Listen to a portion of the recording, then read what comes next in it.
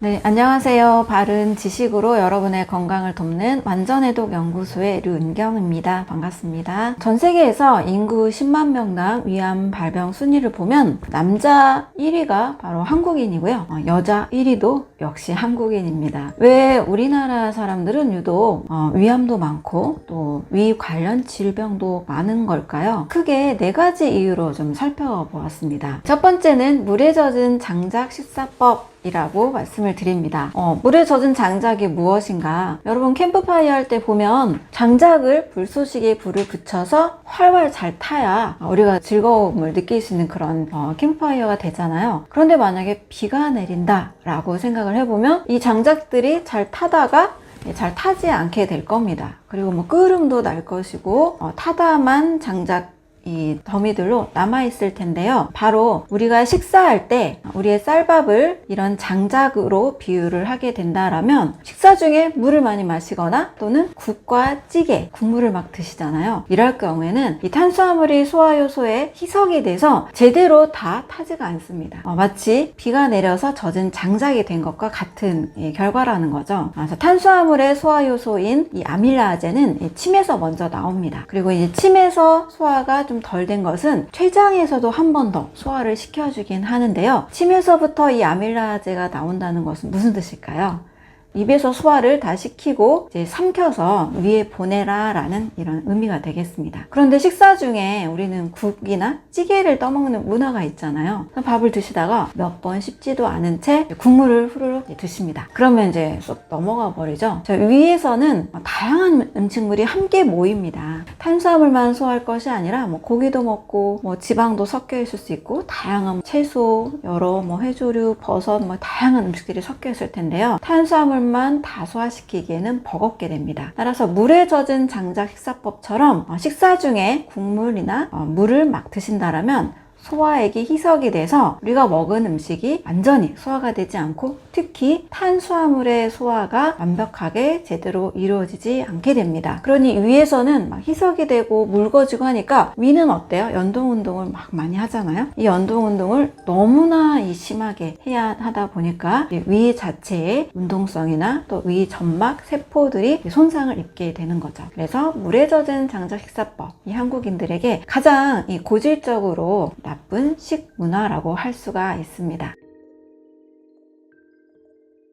두 번째도 역시 좀 연결지어서 말씀을 드리면 소화효소가 희석이 되는 식사법, 예를 들면 죽이나 선식입니다. 여러분 어때요? 죽이나 선식은 굉장히 사실 좋은 걸로 건강식, 영양식 이렇게 알고 계셨을 거예요. 물론 가끔 너무나 이제 위 운동이 좀 안 되고 가끔 소화력이 너무 떨어지고 또는 이 치아 질환으로 인해서 씹기가 힘들다, 이런 가끔 먹는 죽이나 선식까지 큰 문제가 되지는 않습니다. 그런데 방금 말씀드렸던 것처럼 탄수화물의 소화는 바로 침에 있는 아밀라아제에서 입에서 씹어서 소화시키는 것이 가장 이상적입니다. 죽은 어때요? 많이 으깨서 위가 연동운동을 하는 부담은 없습니다. 그러나 별로 씹지 않고 삼키게 되다 보니까 역시 이 침에 많이 이렇게 버물려지지가 않아요. 그리고 위로 바로 보내게 됩니다. 위가 지나치게 운동할 필요가 없을 뿐이지 이 음식을 너무나 오랫동안 이 곡식을 탄수화물을 이제 물에 다 희석하고 으깨서 먹는다는 것은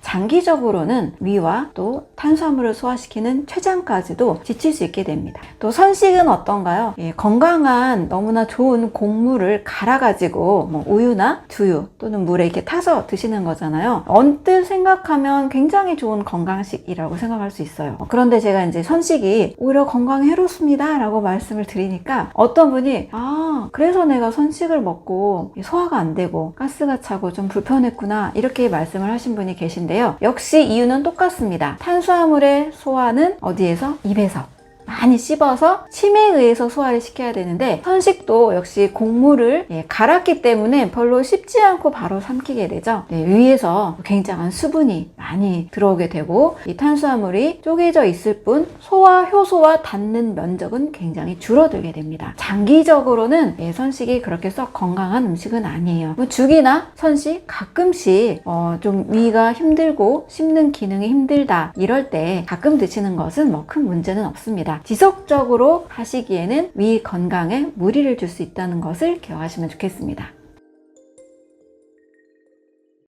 세 번째는 아주 화려한 임금님 밥상입니다. 우리 20접 반상, 30접 반상 이렇게 이야기를 하는데요. 다양한 음식을 동시에 먹는 것, 우리 골고루 잘 먹어야 건강하다 이런 말 때문에 우리 동시에 다양한 음식 먹는 것이 마치 몸에 좋은 것처럼 느꼈는데요. 자, 이 말은 좀 정정이 필요합니다. 동시에 다양하게 먹으면 오히려 우리 몸은 소화 불량을 일으킵니다. 예를 들면 여러분 뷔페식을 가면 어떤가요? 진짜 다양한 음식을 많이 먹게 되죠. 밥도 먹고 고기도 먹고 생선도 먹고 고기 종류도 소고기, 돼지고기, 닭고기, 오리고기, 해물도 엄청 다양하게 과일, 채소, 후식까지 너무 다양하게 잘 드시잖아요. 분명히 골고루 잘 먹습니다. 그런데 어때요? 소화가 잘 되시나요? 네, 소화가 너무 안 돼서 불편했던 경험들을 다 해보셨을 거예요.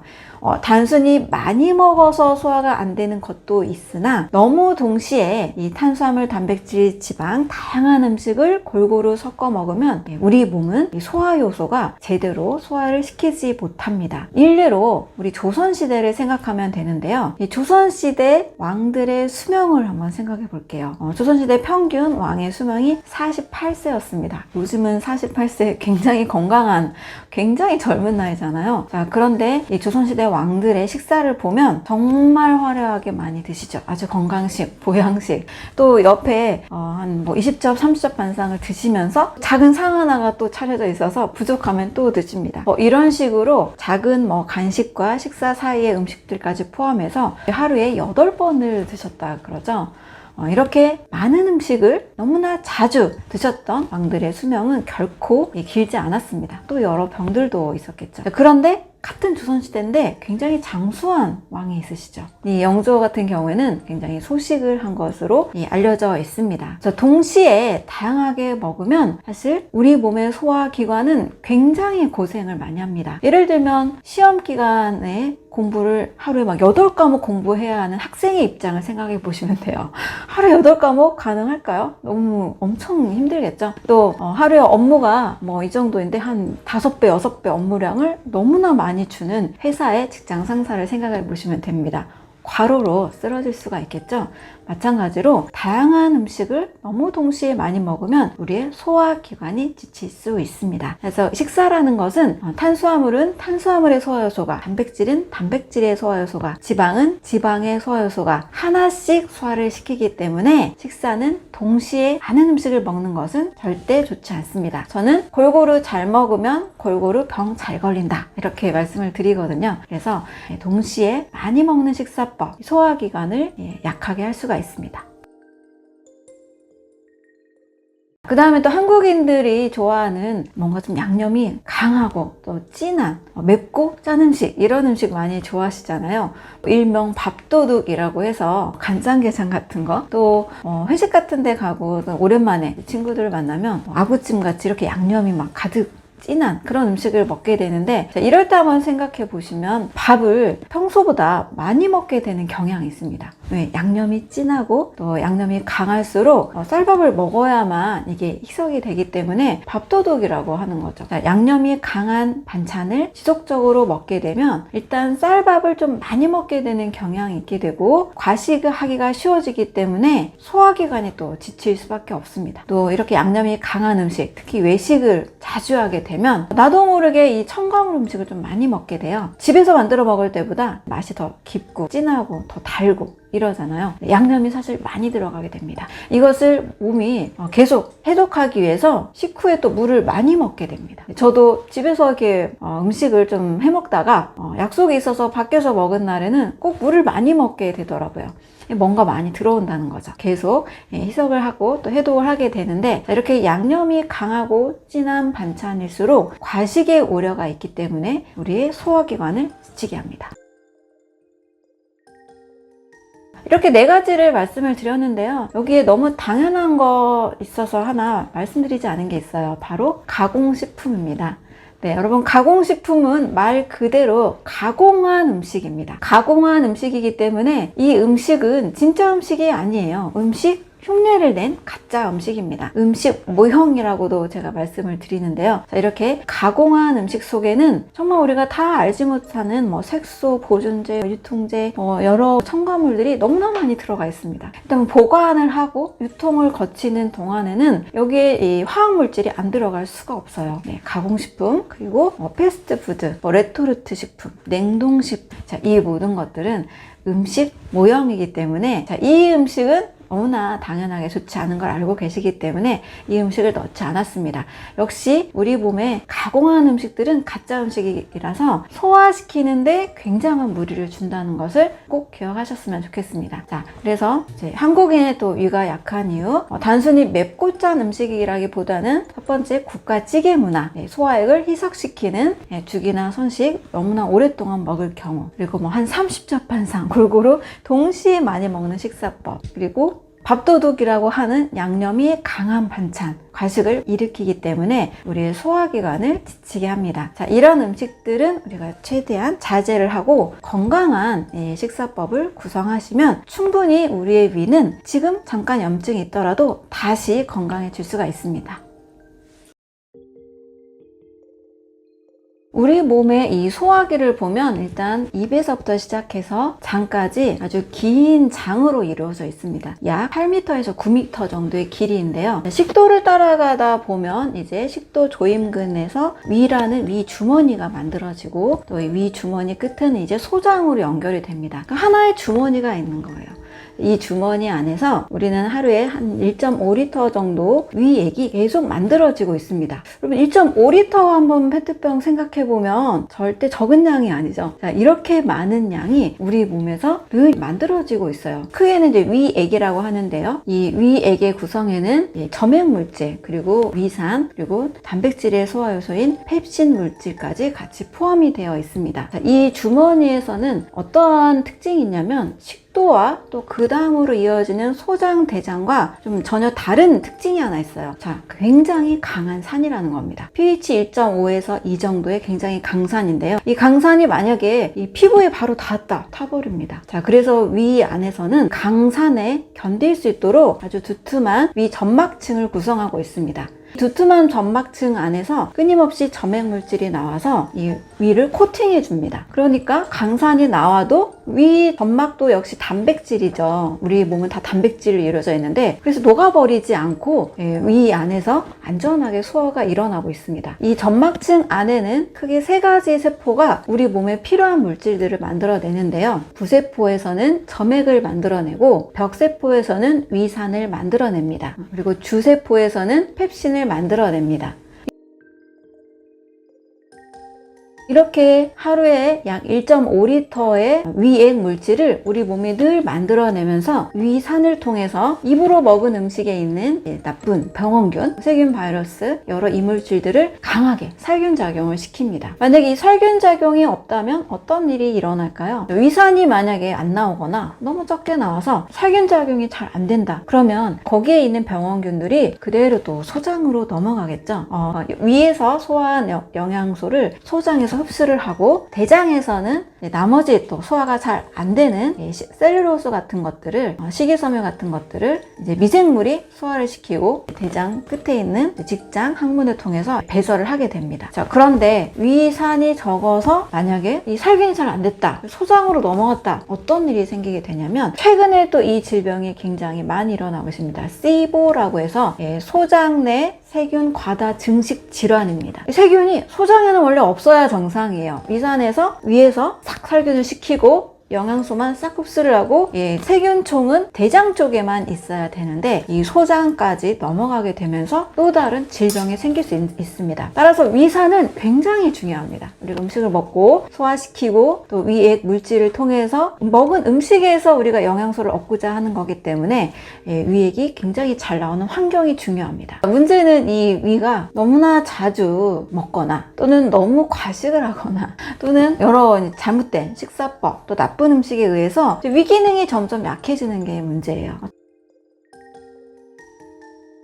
처음부터 뭐 위암이 발견되는 일은 없습니다. 시작은 작은 염증부터 시작을 해요. 자, 염증이 좀 생기게 됐어요. 역류성 식도염 요즘 또 굉장히 많으시잖아요. 자, 이렇게 또 염증이 시작이 되면 일단은 우리 위에서 하루에 1.5리터의 위산이 계속 나와야 되는데 이 기능이 제대로 안 이루어집니다. 그래서 소화가 좀 어렵고, 또 역류하면 이제 식도에는 점막층이 없어요. 근데 위에 강한 위산이 식도로 올라오기 때문에 이 식도가 굉장히 손상을 입게 되는 거죠. 그래서 또 염증이 생기게 되는 겁니다. 당연히 소화도 힘들고 먹고 나서도 굉장히 불편한 그런 가슴앓이, 통증, 답답함, 명치가 아픈 이런 증상들이 계속 있게 되는 거죠. 자, 처음부터 우리가 위암에 걸리는 일은 없고 일단 점막층이 얇아지기 시작합니다. 염증이 생기면서 또 이게 계속 해결을 하지 않으면 이 점막층이 점점점 더 얇아지면서 이제 위축성 위염으로 이 위 점막 세포층이 어디는 빨리 분열하고 어디는 좀 느리게 분열하면서 이렇게 꼬이게 되는 현상이 일어납니다. 그리고 점점 더 심해지면 이제 위궤양이 또 일어나기도 하죠. 위궤양은 너무나도 고통스럽죠. 위 점막이 아예 파여버려서 그쪽에 구멍이 생긴 것이 위궤양인데요. 염증이 너무 심한 상태가 돼버립니다. 위산이 제가 강산이라고 말씀드렸잖아요. 이 손에 닿으면 아마 녹아버려요. 굉장히 고통스러운데 이게 위 점막층이 뚫려 버리기 때문에 이 강산이 계속 자극을 해서 굉장히 심한 이 속쓰림 증상들을 겪게 됩니다. 위궤양도 그대로 두면 이제 점점 더 심해지고 또 위 점막층이 또 얇아지게 되면서 장상피 화생이라는 위의 상피가 장해상피화 된다. 장해상피처럼 얇아진다. 라는 장상피 화생으로 가게 됩니다. 일반 그냥 간단한 위염이 있는 위보다 장상피 화생으로 갔을 때는 위암 발생률이 6배에서 7배 더 올라가게 됩니다. 장상피 화생이 있다고 다 위암으로 가는 건 아닙니다. 그러나 점막층이 얇아지고 소화도 힘들고 위산이나 위 점액물질이 잘 안 나올 때 충분히 식사가 불편해지면서 이 염증이 심해지고 암까지 갈 수 있는 가능성이 높다라는 거죠. 자, 그래서 정말 중요한 위 건강은 먼저 위 점막층의 관리입니다. 점막층도 점막 상피세포가 있고 내피세포, 또 그 깊숙이 계속 세포들이 있는데요. 이 점막의 상피세포부터 건강하게 만드는 방법이 필요합니다. 이 점막 상피세포가 어떻게 건강해지는지를 좀 이따 말씀을 드릴게요. 자, 그리고 이 세 가지 음식의 소화에 대해서 좀 말씀을 드릴게요. 식사를 하는 이유가 뭘까요? 우리가 음식을 섭취하는 이유는 영양소를 얻고 그 영양소를 통해서 우리 체조직을 구성합니다. 피와 살을 만들고 그리고 활동할 수 있는 에너지를 얻기 위한 거죠. 식사는 생명을 유지하기 위해서 반드시 필요한 작용입니다. 그런데 먹었다고 그것이 바로 뿅 하고 에너지가 되는 게 아니죠. 소화라는 과정을 거쳐야만 에너지로 전환이 됩니다. 그런데 제대로 소화가 되지 않으면 분명히 소화 불량의 결과 독소가 발생하게 돼요. 저는 그래서 완전 소화 굉장히 중요하게 말씀을 드리고, 소화 불량은 독이다 이렇게 말씀을 드리는데요. 우리가 주로 에너지를 내는 영양소는 잘 알고 계시듯이 탄수화물, 단백질, 지방, 이 세 가지입니다. 비타민이나 미네랄이나 식물 영양소나 효소, 그리고 식이섬유 이런 것들은 에너지를 내는 영양소라기보다는 이 탄단지가 에너지를 잘 낼 수 있도록 우리 몸에서 뒷받침해주는 역할을 하는 거죠. 그리고 이 탄단지는 혼자서 절대 에너지를 만들 수가 없습니다. 인체에 효소라는 것을 통해서 분해가 돼서 탄수화물의 소화 작용 결과 포도당으로 인체가 에너지원으로 사용을 하고요. 단백질은 아미노산으로, 지방은 지방산으로 인체가 사용을 하게 됩니다.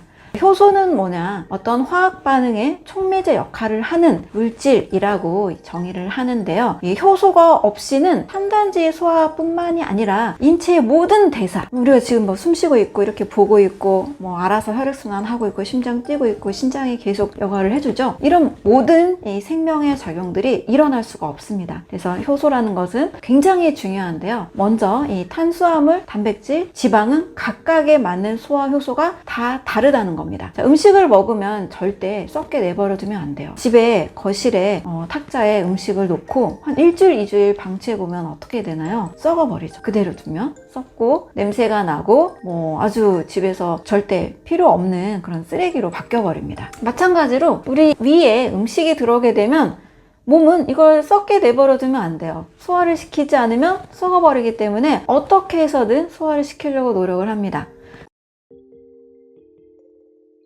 그래서 밥을 먹으면 주로 쌀밥은 탄수화물이죠. 탄수화물의 소화 요소인 아밀라제에 의해서 포도당으로 바뀝니다. 자, 이렇게 소화 효소에 의해서 포도당으로 바뀌는 이 속도가 또 어마어마한데요. 밥에서 포도당으로 바뀌는 속도가 150 펜토초입니다. 여러분 펜토초 들어보셨나요? 우리 1초 해도 엄청 짧은 시간이죠. 눈 깜빡할 새라고 해서 이 눈 깜빡이는 시간은 굉장히 짧은 시간인데 이건 10분의 1초라고 합니다. 총알이 날아가는 속도 100만 분의 1초라고 하는데요. 무려 이 펜토초는 천조분의 1초입니다. 우리가 별로 이렇게 감이 없죠. 천조분의 1초 속도라는 것이 전혀 느낌이 없는 너무나 빠른 속도인데요. 자, 이렇게 150 펜토초의 속도로 쌀밥이 포도당으로 바뀌게 됩니다. 자, 이런 식으로 인체가 계속 이 효소 작용이 일어나는데요. 단백질은 펩신, 펩시노겐이라는 단백질 효소에 의해서 아미노산으로 바뀌게 되고요. 지방은 리파제에 의해서 지방산으로 바뀌게 됩니다. 자, 이렇게 각각 다른 소화 효소가 이 탄단지를 소화시킵니다. 그래서 뷔페처럼 탄단지를 아주 골고루 잘 먹으면 각각의 소화 효소가 작용하는 소화 효소와 작용점, pH가 다 다르기 때문에 다 섞여버려서 제대로 소화가 안 되는 거예요. 탄수화물이 잘 소화할 수 있는 아밀라제가 잘 작용할 수 있는 환경, pH 약 7, 약 알칼리 정도의 약산의 약, 이게 소화가 이루어지고요. 단백질은 어떤가요? 이제 음식을 먹으면, 고기를 먹으면 위산에 의해서, 강력한 산에 의해서 단백질이 잘 녹아야 됩니다. 그래서 단백질 소화 요소는 pH 2인 강산에서 잘 활동하게 되어 있습니다. 지방의 소화 요소도 리파제인데요. 지방은 담즙에 의해서 지방이 잘 유화가 되면서 소화를 담즙에 의해서 도와주죠. 담즙산이 pH 7 정도로 약 알칼리입니다.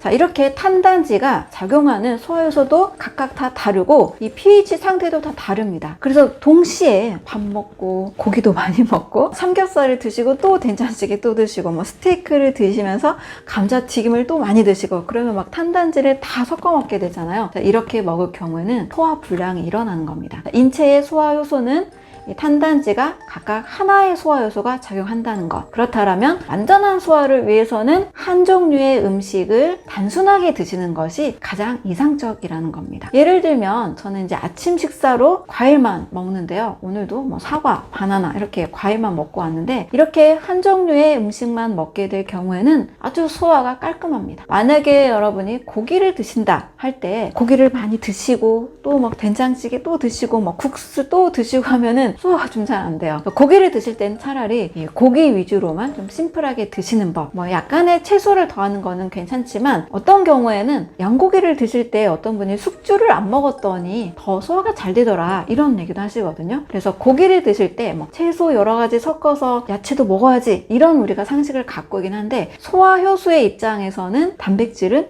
한 종류만 먹었을 때 또 소화가 완벽하게 이루어집니다. 여러분 고구마 하나를 드셔도 충분한 식사가 될 수 있어요. 고구마도 탄수화물 위주의 하나의 완전한 자연식품이잖아요. 그래서 고구마 하나가 절대 이거 먹고 영양이 결핍된다 이런 생각 하시지 않으셔도 되고요. 한 끼 식사에 고구마를 뭐 하나 또는 2개 넉넉하게 배부르게 드셔도 하나의 식사가 됩니다. 제가 말씀드린 핵심은 탄단지는 각각의 소화효소가 달라서 한 번에 단순하게 먹는 것이 가장 완전한 소화를 이룰 수 있다라는 부분입니다. 자, 그런데 만약에 섞어서 드셔서 소화불량이 일어났다. 어떤 일이 일어나냐면 저는 소화불량은 독이다 이렇게 말씀을 드리는데요. 소화가 다 되지 않은 당분들, 소화가 덜 된 단백질, 지방들이 우리 몸에 떠돌아다니면서 서로 결합을 합니다. 이 당과 단백질이 결합하거나 또는 지방과 결합했을 때 최종 당화산물이라는 당 독소가 만들어져요. 당 독소는 말 그대로 독소입니다. 당을 우리가 잘 소화가 돼서 완전히 사용하면 이게 떠돌아다니거나 우리 몸에서 다른 것과 결합할 틈이 없겠죠. 사용이 안 됐기 때문에 이런 것들이 돌아다니면서 독소가 돼서 혈관벽에서 쌓여서 백혈구의 포식작용으로 또 염증이 생길 수 있고 이 혈관 내경을 계속 좁게 만들 수도 있습니다. 또 혈관뿐만 아니라 여러 군데의 조직과 몸속에서 장기 안에서 이 당 독소들이 계속해서 우리 몸을 공격할 수 있는 원인 물질이 될 수 있다는 거죠. 또 여러분들 요산이라는 거 들어보셨죠? 단백질의 대사산물의 결과 암모니아, 요산 요소, 인돌, 스카톨 이런 성분들이 생깁니다. 그런데 이 요산이라는 것이 관절에 쌓여서 통증을 일으키는 게 있어요. 통풍이라고 하죠. 통풍 괜히 생기는 게 아니에요. 이러한 소화가 덜 된 대사산물들, 소화된 찌꺼기들이 우리 몸에서 빠져나가지 못하고 여기저기 쌓여서 독소로, 염증으로, 통증으로 우리 몸을 공격한다는 겁니다. 단백질의 대사산물인 이런 암모니아, 요산 요소는 인체 내에, 생명체 내에 오래 머무르면 머무를수록 굉장한 이 독성을 가지고 있기 때문에 육식동물일수록 이 장의 길이가 굉장히 짧습니다. 사자 같은 경우에는 체간, 몸의 길이에 비해서 장의 길이가 한 1.5배에서 2배밖에 되지 않아요. 육식동물은 3배. 초식동물은 고기를 먹지 않죠. 그래서 무려 장의 길이가 체간의 길이의 20배입니다. 사람은 한 5배에서 6배 정도예요. 자, 육식동물이라 할지라도 그들의 주식은 남의 살을 먹잖아요. 그게 주식일지라도 이 장의 길이가 짧다라는 것은 유해한 물질들이 너무나 많이 나온다는 거죠. 그래서 완전히 소화시키고 우리 몸에 독소를 싹 내보내는 것, 이것이 우리가 건강에서의 가장 첫 번째 중요한 요소라고 할 수가 있습니다. 어떤 음식을 드셨을 때 그 음식의 어떤 성분 따지기보다도요, 최대한 자연에 가까운 음식을 완벽하게 소화시키는 것, 이것에 중점을 두시면 여러분 큰 질병 없이 건강할 수가 있습니다. 완벽한 소화를 위해서는 최소 50번 또는 100번 정도 씹어서 침으로 최대한 소화를 다 한 후에 위에 보내는 것이 가장 좋습니다. 그러면 이제 위에서는 적정한 위 점액 물질이 나오고 소화효소가 나와서 완전히 버무려져요. 만약에 내가 음식을 이만큼 먹었는데 소화효소가 이만큼 있어요. 상식적으로 잘 닿지 않겠죠. 그러니까 이만큼 먹은 음식들이 잘 소화가 안 될 겁니다. 근데 물을 또 이만큼 먹게 되면 또 희석이 되니까 소화가 완벽하게 됐다라는 그 깔끔한 느낌이 없습니다. 어떨 때 소화가 완전히 됐다라는 느낌을 받게 되냐면, 이런 경험 해보셨을지 모르겠는데요. 단식을 하고 나서 보식을 할 때 굉장히 조심해서 식사를 합니다. 저도 열흘간 단식을 하고 보식을 한 경험이 있는데, 보식할 때 딱 2종류 먹어요. 단식은 정말 양면의 칼날과 같아서 굉장히 좋은 효과가 있는 반면, 잘못 이 보식을 하거나 잘못하게 되면 굉장히 또 부작용이 또 강합니다. 아무나 쉽게 하면 안 되는데, 보식을 할 때 아주 단순한 이 잡곡밥에다가 나물을 한 종류 먹습니다. 그리고 100번을 씹게 트레이닝을 받아요. 100번을 씹습니다. 그러면 입에서 정말 거의 물처럼 돼요. 그랬을 때 삼킵니다. 자, 이렇게 100번을 씹고 삼키게 되면 위에서 부담이 하나도 없어요. 식사를 했는데도 식후에 식곤증 많이 여러분 있으시죠? 그 식곤증이 있다는 것 자체가 위가 지금 엄청나게 부담을 느끼고 있고, 위가 어떻게든 소화를 시켜야 되니까 이제 혈액이 다 위에 모여서 뇌에 산소 공급이 덜 되고 있는 상태란 뜻이에요. 그만큼 소화가 힘들다는 뜻이죠. 그런데 그렇게 100번을 씹고 아주 단순한 식사를 하면요, 식후에도 전혀 식곤증도 없고, 약간 식사 후에는 좀 집중력도 떨어지고 잘 이렇게 머리가 안 돌아가는 느낌이 있잖아요. 그런데 식사 전과 똑같은 집중력, 체력 상태, 위가 부담이 전혀 없는 상태가 됩니다. 따라서 식사 후에 커피를 드신다, 이럴 땐 좀 응용하시면 좋을 것 같아요. 사실 저도 커피를 너무 좋아하거든요. 커피만큼은 저의 기호식품으로 행복을 위해서 저도 마시는데, 식사 중에는 최대한 꼭꼭 씹어서 천천히 드시고, 식후에 커피를 드실 때는 벌컥벌컥 드시는 것보다 한 모금씩 천천히 드시면 커피를 마시는 효과가 있으면서도 안 마시면 이제 위액이 급하게 엄청 희석이 빨리 안 되잖아요. 식사를 하면서 침에 있는 소화효소와 위액으로 인해서 소화는 이루어지고 있는 상태입니다. 그래서 이 소화가 잘 이루어지면서 커피를 조금씩 천천히 마시는 것, 방법을 추천을 드릴게요.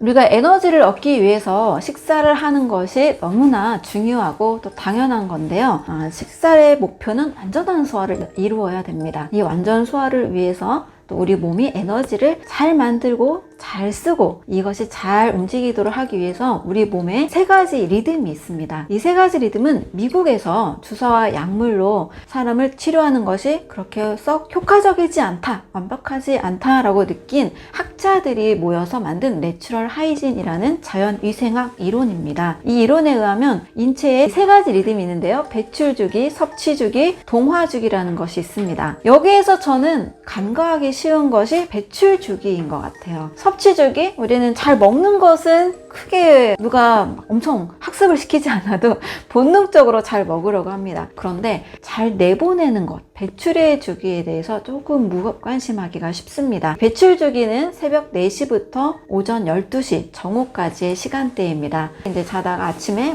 빠르면 6시, 7시 이렇게 일어나잖아요. 아침 기상 시간이 포함되어 있는 시간대입니다. 아침에 일어나면 여러분 어디 먼저 가죠? 화장실을 먼저 갑니다. 내보내죠. 배출의 주기이기 때문에 자연스러운 인체의 리듬입니다. 자, 내보내고 나면 이제 수분이 쫙 빠져나가요. 또 밤새 최소 7, 8시간 동안 물 섭취를 하지 않았기 때문에 몸은 탈수 전 상태로 바뀌어버립니다. 자, 그래서 배출의 주기에 가장 좋은 것은 아침밥은 임금님처럼 화려하게 먹어라? 이거는 잘못된 거예요.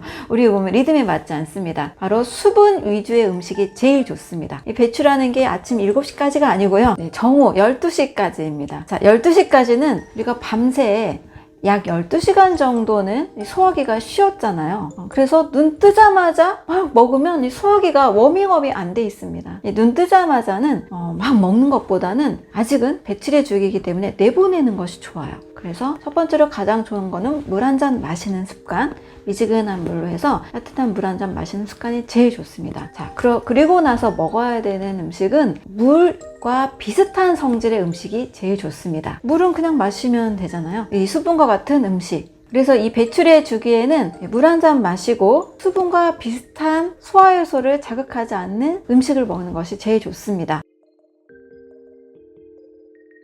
그런데 아침밥 먹어야 된다, 아침밥 꼭 먹어라, 우리 뇌가 활동해야 되니까 뇌에 필요한 포도당이 필요하다, 꼭 먹어야 된다 이런 얘기 하는데요. 여러분 꼭 아침밥을 쌀밥으로 먹을 이유는 없거든요. 당분이 필요하다고요? 이 당분이 있는 수분 위주의 음식을 먹으면 됩니다. 바로 가장 좋은 음식은 수분이 90%인 과일입니다. 과일 속에는 쌀밥이 분해져서 나오는 포도당, 그리고 씹으면서 바로 간에서 사용할 수 있는 과당 과 또 자당이 같이 있기 때문에 당분이 충분히 있으면서 수분이 굉장히 많은 음식이죠. 과일 그냥 씹으면서 바로 이렇게 물로 흡수가 되잖아요. 거기에다가 다양한 비타민, 미네랄, 식이섬유, 효소, 식물 영양소까지 너무나 많은 영양소들이 있기 때문에 아침 식사에 부담이 없으면서도 아주 영양식으로 가장 좋은 식사입니다. 자, 가장 중요한 것은 이 소화효소를 자극하지 않는 것, 그리고 수분 유지 음식, 이 배출의 주기에 이걸 지켜주는 것이 제일 중요합니다.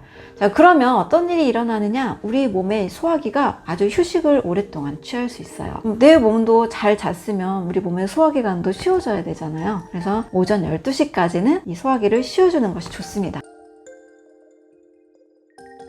그리고 이렇게 간단한 물과 과일 위주의 식사를 하고 나면 이제 소화기가 깨어납니다. 이 깨어났을 때 비로소 소화효소를 잘 만들 수 있고 잘 움직일 수 있는 환경이 되는 거죠. 위도 위액이 잘 만들어져야 되고 췌장에서도 소장에서도 이 소화효소를 계속 분비하고 만들어냅니다. 이런 소화기관들이 잘 일할 수 있는 시간대, 바로 섭취주기 정오 12시부터 저녁 8시입니다. 이 시간은 어떤 시간대인가요? 보통 우리가 점심 식사, 저녁 식사, 이 두 식사가 들어있는 시간대죠. 그래서 섭취주기입니다. 이 섭취주기에는 소화기관들이 잘 활발하게 일할 수 있도록 도와주면 돼요. 너무나 무리하게 과식하거나 또 너무 나쁜 음식, 정크푸드를 먹는다거나 또 너무 대충 먹지만 않으면 이 섭취주기에 적당한 식사법이 될 수 있습니다. 또 제가 어떤 식사가 좋은지를 말씀을 드릴게요. 최대한 자연의 음식 위주로 자연식을 하라는 것을 꼭 추천을 드립니다.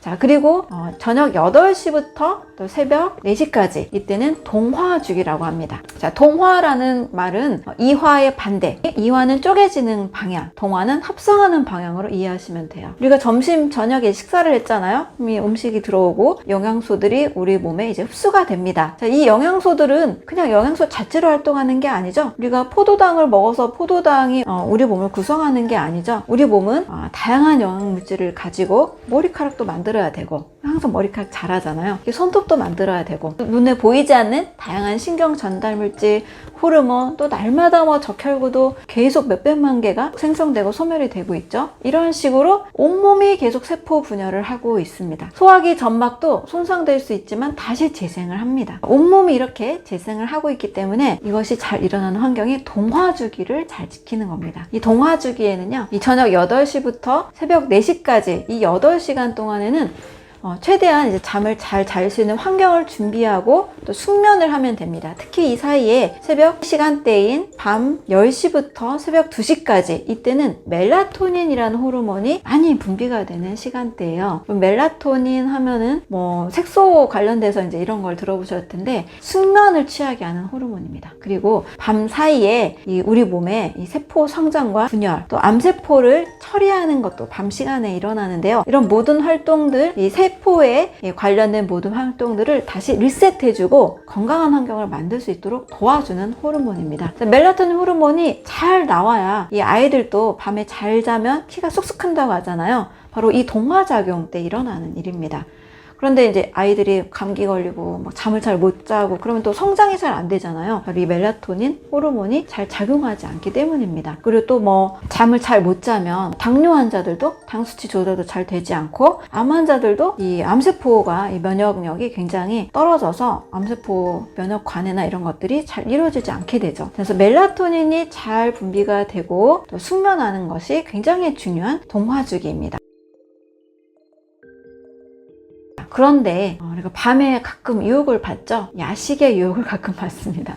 밤 9시, 10시, 11시에도 또 식사를 하는 경우가 있어요. 자, 그러면 몸은 동화주기에 들어가질 못하고 여전히 섭취주기로 인식을 해서 소화기가 또 움직입니다. 자, 소화기가 일을 한다는 것은 우리가 회사에서 계속 일을 하는 것, 학생들이 밤에 늦게까지 계속 공부하는 것과 똑같은 거예요. 내 몸은 쉬지 못하고 계속 소화효소를 만들고 소화시키고 흡수시키고 위, 장, 소장, 대장, 췌장, 간 계속 일을 해야 됩니다. 그러면 그만큼 내 몸의 에너지를 치료, 복구, 성장, 조절하는 데에 사용하지 못하게 되죠. 그래서 야식 문화가 단순히 살이 쪄서 나쁘다 이 개념보다 우리가 잘 쉴 때 쉬어주고 또 암세포나 나쁜 세포들, 노화세포들이 처리돼야 되는 시간대인데 이런 것들이 이루어지지 않기 때문에 몸이 이제 염증이 계속 남아있고 염증이 커질 수 있는 상황으로 만들어진다는 겁니다. 자, 그런 의미에서 동화주기에는 잘 쉴 수 있는 환경을 준비하는 것이 좋습니다. 저녁 8시까지 식사를 잘 맞춰주시고 8시 이후에는 몸도 약간 과격한 활동, 밤에 운동하는 게 그래서 그렇게 썩 좋은 건 아니거든요. 몸을 계속 액티베이션 시킵니다. 활발하게도 만들어줘서 깊은 숙면을 방해할 수가 있습니다. 저녁 8시 이후에는 이제 좀 릴렉스하게